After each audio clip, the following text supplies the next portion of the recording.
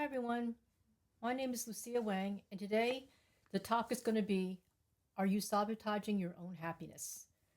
Um, I think this is a topic that a lot of people don't really talk about or don't want to talk about, and it's because it really is a touchy subject. I think many of us don't even realize that we're unhappy.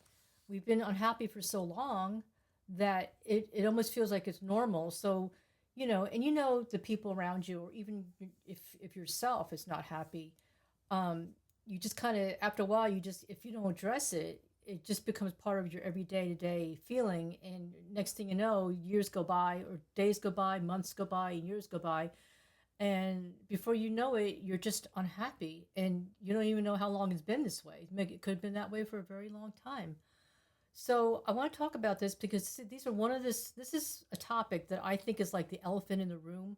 It's those topics that it's uncomfortable to discuss, and for some of us, it's uncomfortable to have to face our own, to look in the mirror and face ourselves.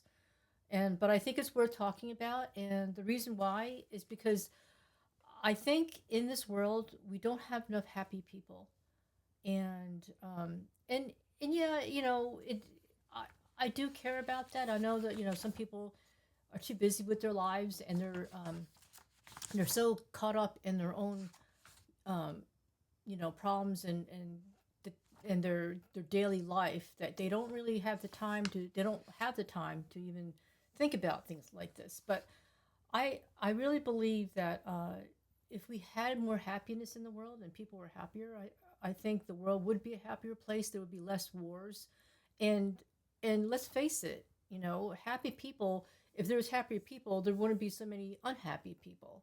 So I know that sounds kind of weird and deep, but anyway. But all right, so we're going to talk about the 5 signs that we need to watch out for. And the first one is turning to others, to family or friends, to complain during times of conflict instead of going directly to your significant other to resolve conflict. Now, this is something that it happens a lot. I've done it, you've done it, we've all done it, okay? It's a natural feeling that when you're upset, if you just had an argument or a major disagreement with your significant other, you're going to want someone to talk to. Now, some people, everyone's different. Some people don't need to talk it out, and so they just kind of go into a hole, and or they just isolate themselves to get over it, or try to work through it and put things in perspective. And then there's those of us who can't hold it in, and we just need someone to vent to, or just get upset with.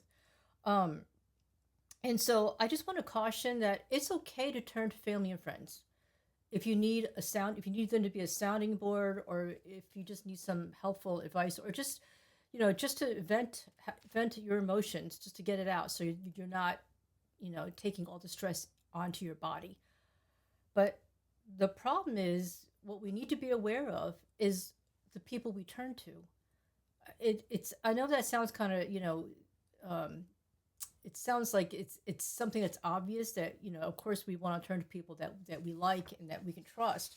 But surprisingly, when we're unhappy, or if we've been unhappy for a long time, we don't even realize the people around us that could be unhappy. So this is problematic, and the reason why is because when you're feeling down, you want to turn to someone who's happy, who's well adjusted mentally, who has your best interest at heart. And this applies to everyone. It could be your family, your friends, and sometimes the people closest to us, we're kind of blinded to that, right?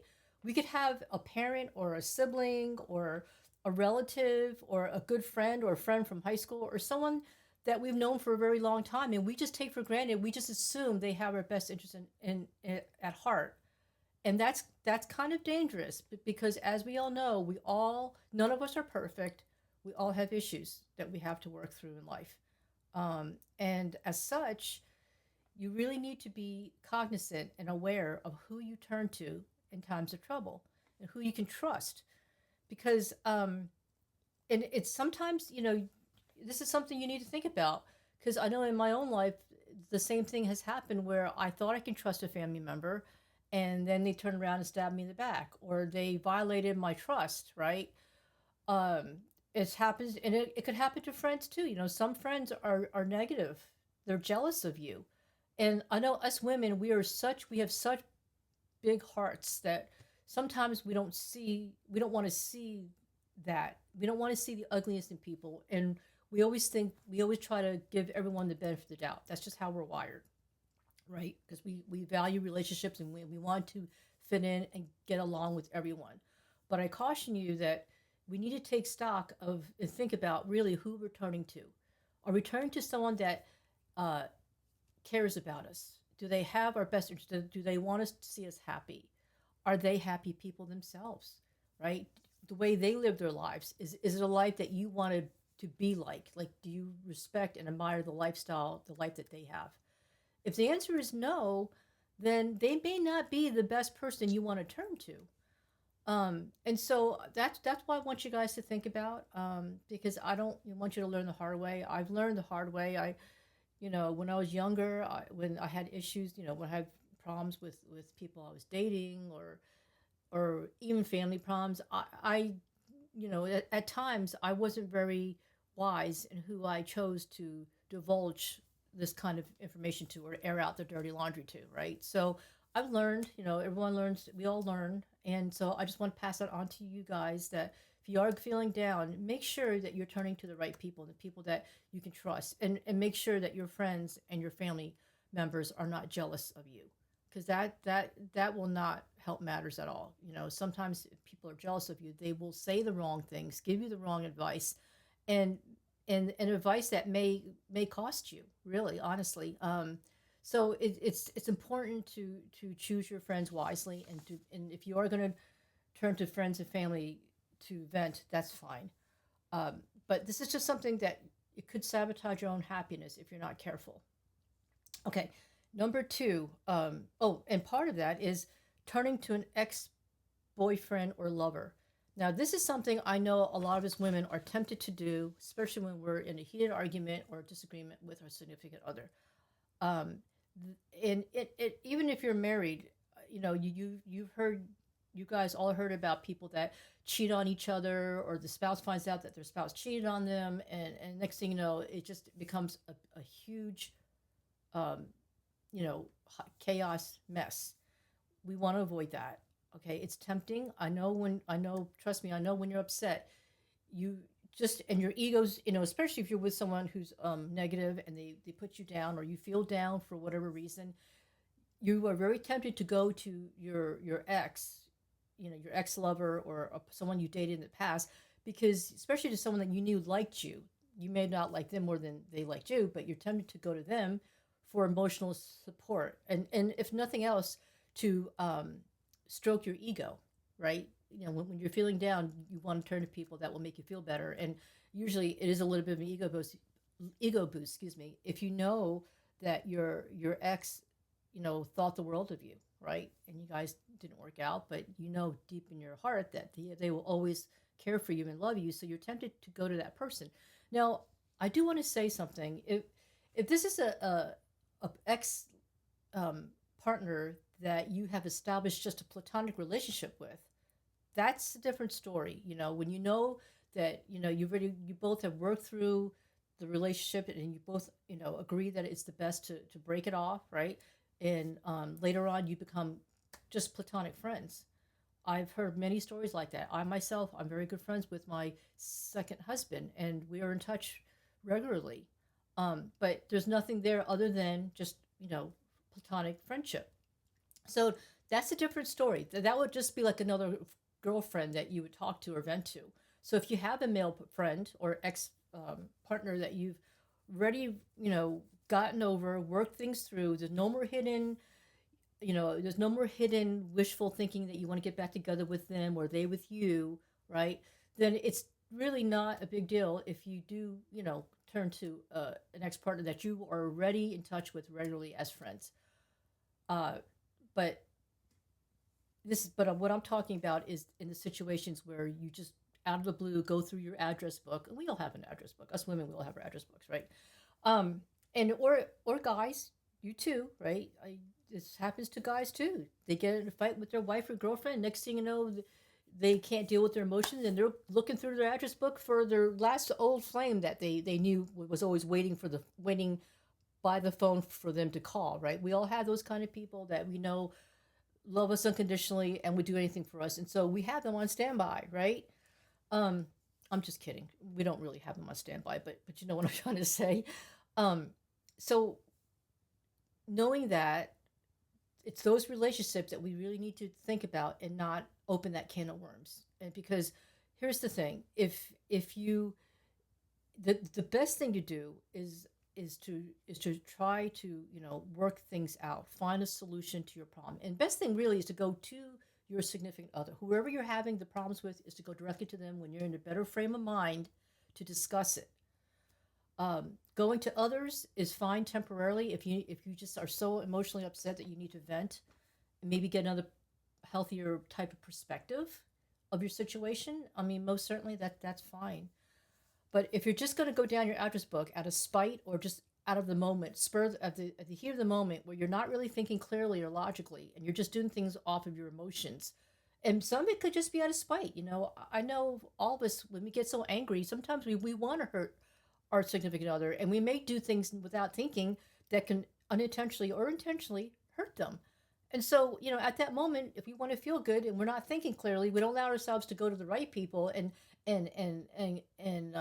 work through our emotions, we may sabotage our own happiness. And so, what I mean by that is, now you already have an issue with your significant other.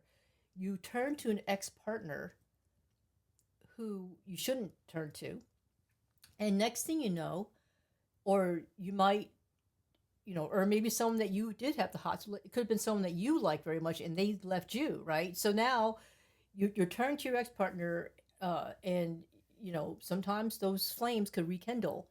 And now you're in worse of a situation. Not only have you not solved the original problem, but now you've actually introduced a new problem, which is trust in your current relationship. This happens all the time. You hear lawyers talk about this. My spouse cheated on me, and I don't trust him or her, and folks, that doesn't solve things.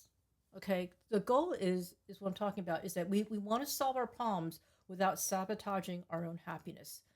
And one sure way of doing that, of sabotaging our happiness, is when we turn to the wrong person. We turn to an ex flame. If God forbid uh, the flame becomes rekindled, and now you and him are both having an affair, right? That could happen. Or someone at work, right? It's not just an ex partner, but any male friend or guy that you're just acquainted with or friends with that you want to turn to inappropriately, that could turn into something, go somewhere where you don't want it to go. Okay, let's just put it that way. So it just compounds the situation when you're just adding more problems on your plate when you're turning to the wrong person to resolve conflict. Um, okay, so you know you just have to try to think things clearly and understand what the goal is. Are you trying to improve your relationship, make it better, resolve conflict, or are you trying to end the relationship? Because if you do things like this to sabotage your own happiness, it may end up that you will end the relationship. Is that what you really want? Uh, that's something that you have to ask yourself. No one can answer that for you, and that's why when you turn to your friends and family or whoever for advice, no one ultimately, you're the only one that can make the decision for yourself. You do not want to let others tell you what to do, or let them be the one to decide what you should do. uh, we're all grown adults, and it's very important that you really stop and think about what is it that you want to do. You may be mad at the moment, but you have to realize, what's the end goal? Are you trying to resolve conflict, or are you trying to create more conflict, or worst case, end your relationship? The choice is yours. And I'm just proposing that I think most of us, when we get upset, we're not trying to end our relationship. But, a lot of times it's a slippery slope that we're on. We may think, oh, one call won't matter, just one little, short phone call and say hi, haven't seen you in a while, right? But no, typically, that's how affairs start. People often think that affairs start by someone being overly overt in their gestures, right? I think a lot of men think this way, and maybe women too. But usually it's very subtle. If you hear about workplace affairs, right, coworker affairs, it's not it's not one day a woman goes into work and just throws herself at the guy, or one day you go to work and the guy throws himself at you and just, you know, corners you in a cafeteria room or whatever, or a break room, and starts kissing you, whatever, right? It doesn't, it's not like that. Most of the time it's very subtle. You know, you see there's a male coworker that you like, or a female coworker if you're a man, and you start out being friends. Innocently, you start out being just friends. Hi, how's everything? And then it's like, how's your weekend, right? All these general questions. But if you're not careful, when you start having problems, the questions become more intimate. You know, how was your weekend? Did you do anything fun? Oh, I didn't. I had a miserable time with my husband or boyfriend or whatever, right? And next thing uh, you know, with the wrong person, again, you don't know these people. You need to understand what their character is, and if they're people that you should be talking to. So if it's a coworker or someone that you don't know that well, you're literally opening a can of worms. And that's how things start. It starts a little subtle like that. It's not overtly in your face. Let's just put it that way. Okay? So you don't want to go there. You don't want to find yourself in compounding your existing problems. Anyway, without having to beat that, you know, I don't want to keep talking about that. But so that's the first sign is to watch out for, is who you're turning to. The second sign is allowing others' opinions to influence your opinions. This is a common thing that happens, especially with regards to your closer friends and family. Uh, and I think there's no age limit on this. I used to think it's just the young people that are more apt to let their friends and family influence them, but it's not necessarily the case. It depends where you are in life, and what you've gone through. I I've learned the hard way that not, you know, as I said previously, not everyone has your best interest at heart, right? And some people may really care deeply for you, and their opinions are very strong, like your parents, for instance, right? They may feel very strongly about a situation, and show they're unhappy. They may tell you flat out, you need to break up with so and so, or you need to leave so and so. Or some dysfunctional parents may go as far as to say, if you don't break up with so and so, we're going to cut you out of our will, or, you know, we're going to disown you, right? That's rather extreme, but in some of the cultures, some of the traditional cultures, it does happen. So, not looking at the extremes, but just in general, you know, it's important that you form your own opinion. It's okay to solicit other people's opinions, but as I said in my first point, to solicit the right people's opinions. And at the end of the day, you need to come to a place where you can think clearly for yourself, and really think about what's your end goal, and then consider everyone's opinions. You can consider their opinions and what their thoughts are and their suggestions, but be careful about those people who are taking it further, almost to the point of control, where they want to control you and tell you what you need to do and force that upon you. That's a red flag. That's a red flag that person may not have your best interest at heart. Uh, Now, I know it's for parents, it's difficult. This is a difficult subject, because I know with parents, you really do love your kids. You want the best for them, and if you see them going down a path that's not you feel is not in their best interest, it's difficult to kind of step back and let them make their own mistakes, especially if they're an adult. If they're 18 years old and above, they're considered a young adult. We have to let them make their own mistakes and learn the hard way. It doesn't mean that we can't speak our mind, speak our truth, give them some guidance and wisdom, but at the end of the day, we need to make sure we don't cross that boundary, and try to control our children when they're adults already. And it is a very tough situation to be in when you're a parent, especially. And even if you're just a good friend to your friend, and you see your friend unhappy, you see them walking into a situation that's not in their best interest, it's okay to express your opinion.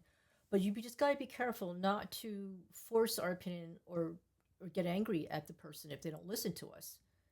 You know, if you look at your own life, me including, some of us learn things the hard way. And sometimes the best way is to learn the hard way. I hate to say that, but it's true. So just keep that in mind. And then the third thing that we need to watch out for is comparing your relationship to other relationships, or comparing yourself to others, meaning you don't feel that you're good enough, you're pretty enough, you're rich enough, you're exciting enough. This could lead to low self esteem and will negatively affect your mood and how you show up in the relationship. This is really important. With now, with all this social media that's out there, the movies, all that, we live in a world that's kind of fantasy like, right? Um, where Hollywood, everything, everyone just looks perfect. All the plastic surgery. It's if you measure yourself to that standard, it's not realistic. And so, you know, a lot of times if we're unhappy and we look around, we see somebody else happy, we might envy them or we might feel bad ourselves that why can't, or not even two things. You may look at someone and say, why can't I be as pretty as her? Or how come she gets all the boyfriends? She gets all the attention, right? Or if you're a guy, how come he gets all the pretty girls? Or how come he gets all the good girls? And, what's wrong with me, right? That's from a personal standpoint, and that's not a healthy place to be either.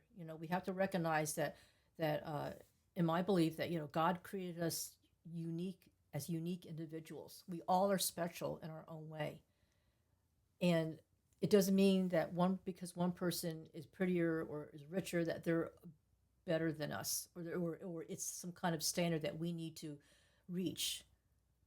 And that's it's not healthy for your self-esteem. So it's something we need to think about.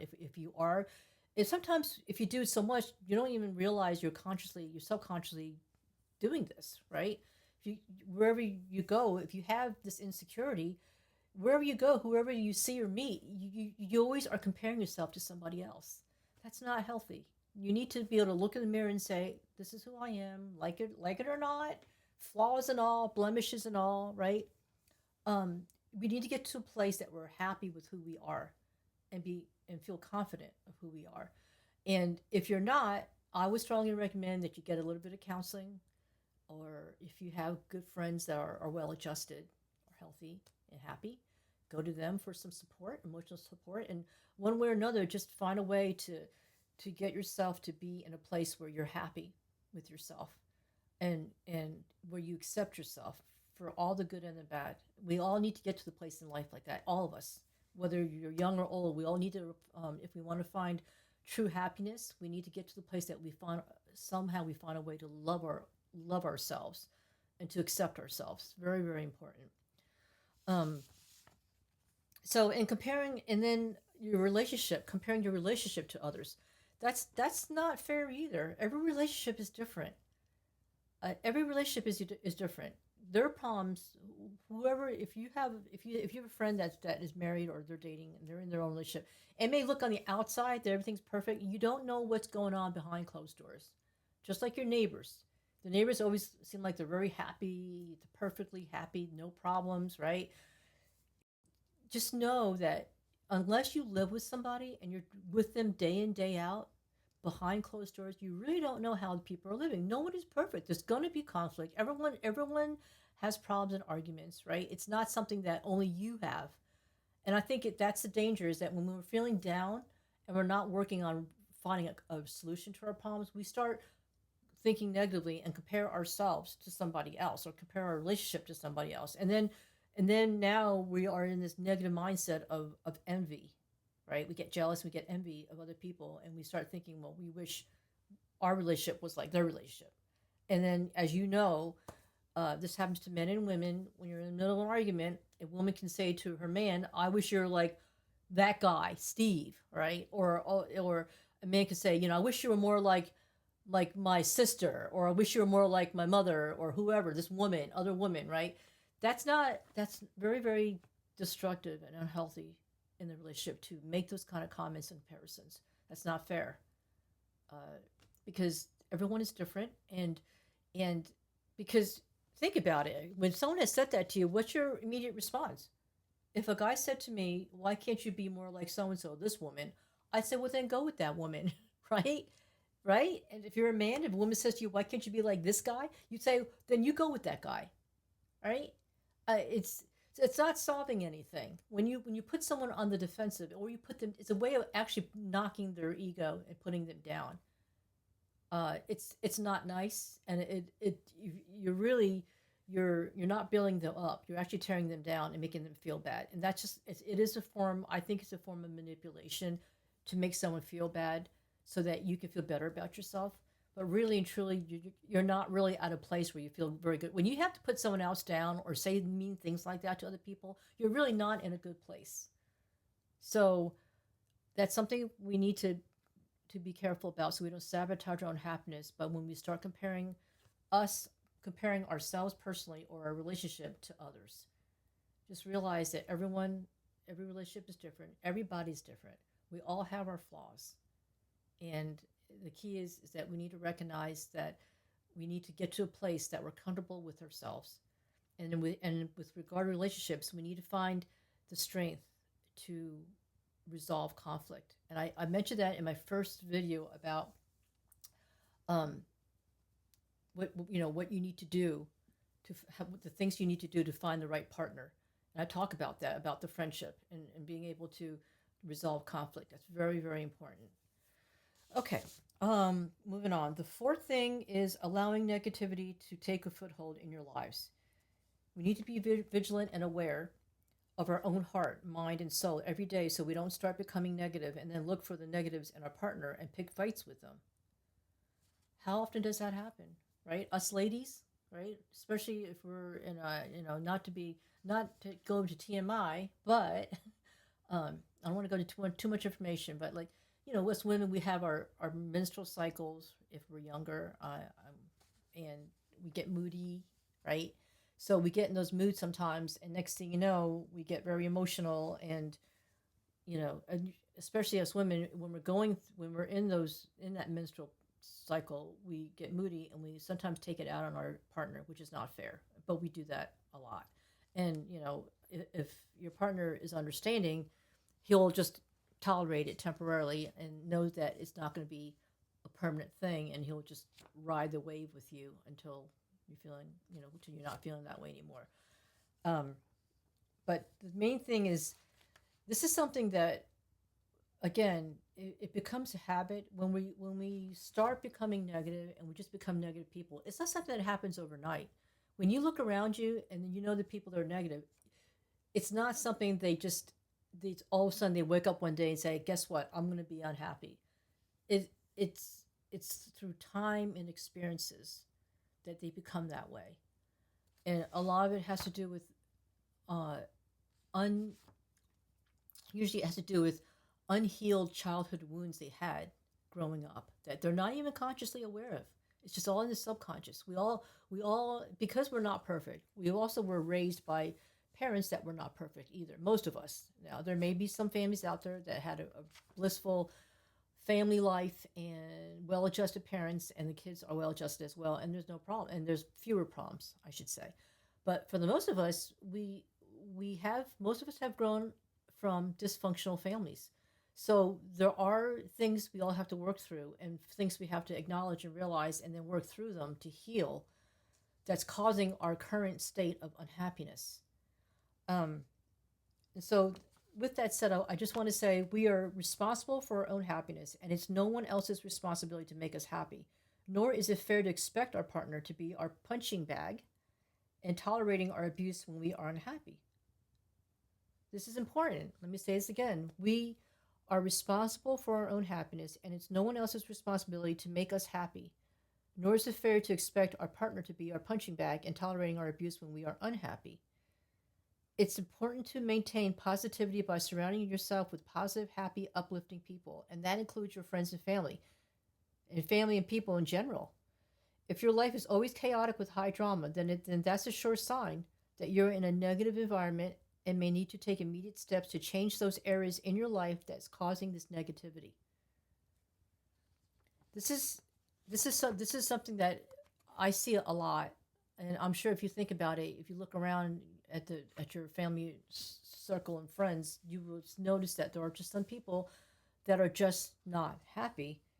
And there's just some. I have friends there's people I know that are just, their life is always chaotic, no matter what day I call them. It could be a couple weeks that I haven't heard from them, and I call them, there's always some major catastrophe going on in their lives, right? Oh, I can't talk right now. So and so is in the hospital, or so and so is, or my dog just, got hurt, or there's always something majorly chaotic, drama, constant drama filled life going on. That's not healthy. Um, and so again, this is again, we just need to take stock of who we spend our time with, and especially if we want to spend a lot of time. I'm not saying that we're just to cut off everyone that doesn't is not happy. That's not what I'm saying. What I am saying is, rather than spend 5 hours with somebody on the phone who's unhappy and listen to them complain about their lives and all the drama going on, maybe make that conversation short, or maybe interject something positive, encouraging that can help them get out of that funk, get them make help them say encouraging things that's uplifting, that can help them maybe lead them towards encourage them to do something about their lives, so it's not always in chaos, right?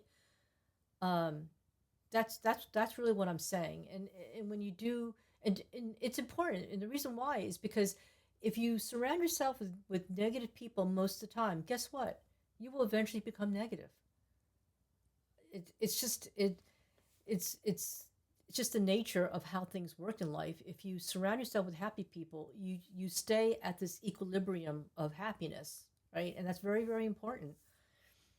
So we just need to be careful, and and this will help to prevent sabotaging your own happiness, because if you're constantly negative and you're constantly going through some kind of drama, that's going to affect your relationship, right? It's going to affect how you show up in a relationship. Think about it. If you're in a relationship and your husband, let's say it's your husband or boyfriend that's always negative, and he surrounds himself with all these people that are crazy and have crazy lives, and something made, it's like a Springer show, right? um their chances are you're not going to be happy eventually, because they're going to come home, or when they every time they interact with you, they're going to be stressed out about their friends' problems, and they're going to be stressed out, and if all their friends are negative, guess what? Your significant other will probably end up being negatively influenced by them, and then that's going to trickle down to your relationship with them, and now you're going to be interacting with someone who's just not a happy person. So looking at from that perspective, that's why it's important that you need to maintain your own happiness and to protect that. We need to protect our own happiness and try to maintain being happy, and and that means, making sure that our surroundings environment is one that's conducive to being happy. Okay. And they say that misery loves company, right? We've all heard that phrase. Well, I'm here to say that um, the reverse is true too. Happiness loves company too. I and I think, if we are surrounded by negative people, it's easier for negative people to find misery with other people than for the few of the happy people that are surrounding themselves to find happy people. Uh, so if what I'm really trying to say is, usually when someone's negative, they're miserable. They want to find someone else they can talk to or vent to that's also miserable, right? They can they if they which it's really not in their best interest. Actually, I think if people are miserable, what would work better for them is to find somebody they can vent to that's positive. That positive person can maybe rub off on them and maybe help them see the light and see a positive outcome, the light at the end of the tunnel, so they can get out of this negative dark mindset, right? But by the same token, I want to say that people that are happy, they don't want to be around people that are not happy. It brings them down, right? If you're a happy person, why would you want to hang around someone that's unhappy? All they're going to do is they're going to rain on your parade. It doesn't make sense. So happy people also they want the company of happy people. So just pay attention to that. Think about it. Think about whether the people around you are happy people. The people that you choose to surround yourself with, are they happy people? Because ultimately, that's going to affect your own happiness. So that's the fourth thing that you can be doing that's sabotaging your own happiness. And the last but not least is turning to drugs, alcohol, or food or destructive addictions to deal with the stress or problems in your relationship. Folks, this is a very touchy subject, and did, I really thought, long and hard whether this is something I really want to discuss, but I think it needs to be talked about. It's like another elephant in the room that nobody wants to talk about. A lot of times, these addictions can go under the radar. And what I mean by that is we can hide behind them, kidding ourselves, thinking it's no big deal. For instance, if you're an alcoholic and you say you only have one or two drinks a day, well, that's kind of kidding yourself. And you're trying to, and you may fool others to thinking that you got it, everything under control, everything is fine. But a lot of experts have said that if you need that drink or two every day, you can't live without that drink or two every day, then it has become a habit, a bad habit that has become officially an addiction. Addiction is not, we most of us picture addiction as something that's more major. Like as an alcoholic, we picture someone that's at the bar, loud, crying, drunk, with a bottle in their hand, right? That's to the extreme, and that's one form of someone that's an alcoholic. But the ones that go under the radar are the ones that people refer to as functional alcoholics. There's and I've heard this said where functional alcoholics are someone that can still function as normally as they normally would every day, and they think that just because you could go to work every day, still perform on your job, that you're a functional alcoholic, that it's okay, that you're that's not really that bad, right? Oh, I'm not really that bad. I can still go to work and I can still bring home a paycheck and do a good job at work, and I can still come home and cook dinner. And but here's the thing, here's the rub. Um, it's a slippery slope because if you have to have one or two drinks a day, you cannot live without it. It's an addiction. That's what addiction is when you can't stop. That addiction has control over you. You don't have control over that. Okay? So that's a distinction. We're not talking about the occasional drink or two once or twice a year or once a month. If you happen to go out to dinner and you want to have a couple of drinks, have some wine just to relax with your significant other or friends. We're not talking about those isolated social events. What I'm talking about is the day-to-day intake of drugs or alcohol that's consuming your life and destroying your life, not to mention your health. Um, and so another addiction that goes under the radar is being a workaholic. This is a big one. I myself have experienced this. Not not too long ago, I became a workaholic. I just want to say that the reason why we do this is because a lot of us do this because we don't want to face the stress in our lives. We don't want to deal with the problems or the elephants in the room. So an easy way out is, so we think, is to turn to something that we think will make us feel better and relieve us from stress. But that doesn't solve anything. That never solves the problem. If anything, it compounds the problem because, especially if it becomes an addiction. Because if it's not an addiction and you're still running to it, you're running to these substances just to get relief, you're still not solving the problem, right? You're just kind of temporarily ignoring it and trying to cope with it by taking in drugs or alcohol or being a workaholic. And I'm not saying being a workaholic is a bad thing, but to the extreme, yes, it can actually harm your health.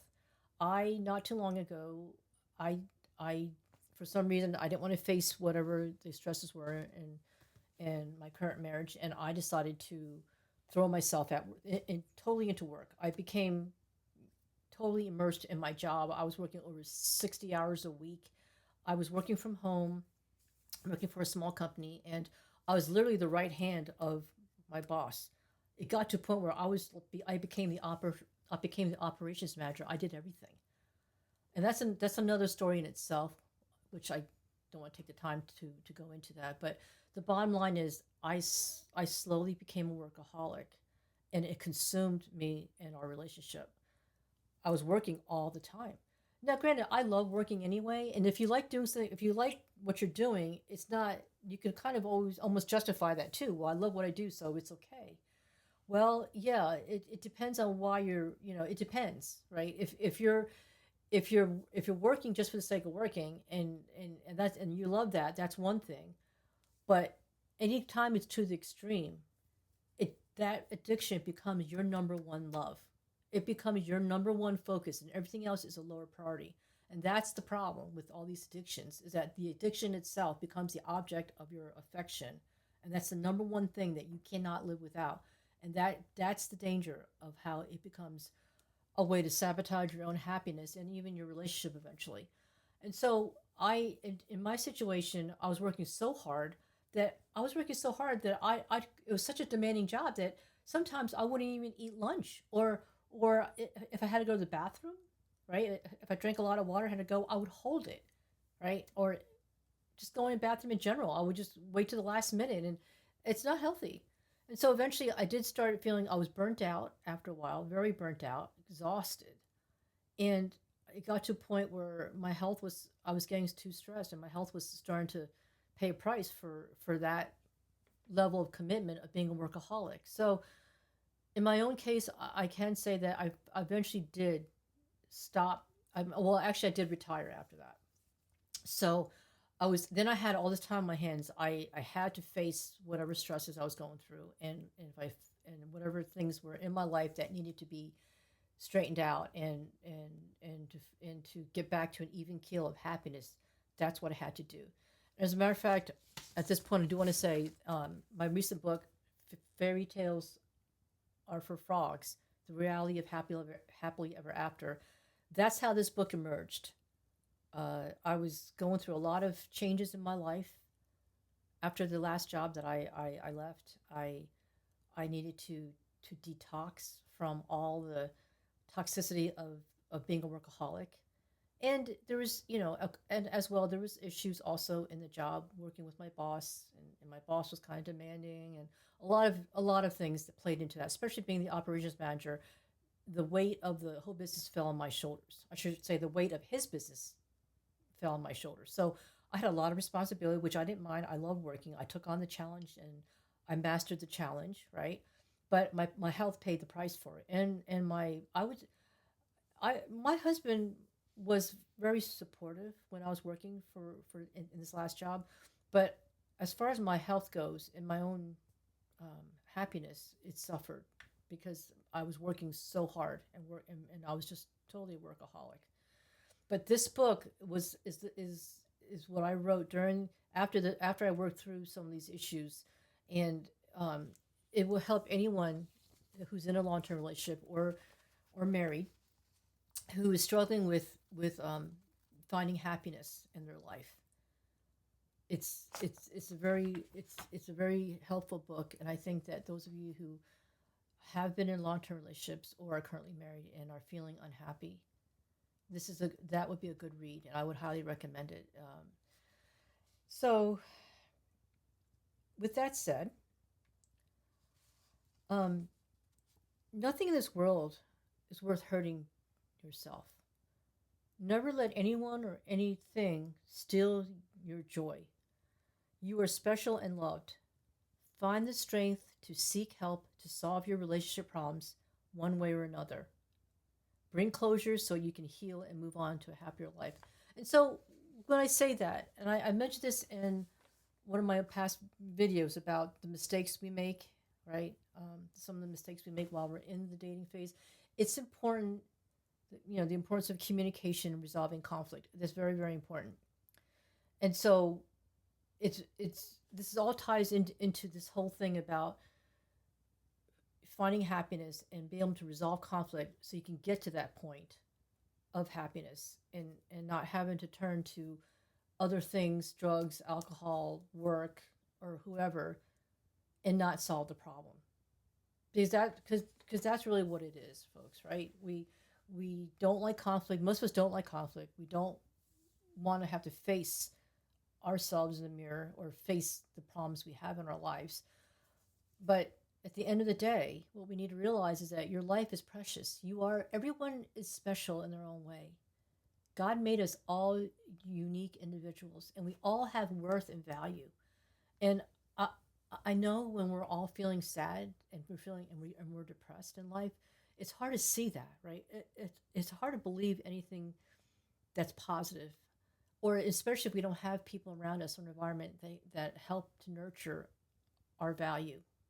It's difficult. Then you're in a place, you're between a rock and a hard place, and you feel like you have no one to turn to, or you feel like you don't have any real friends that care.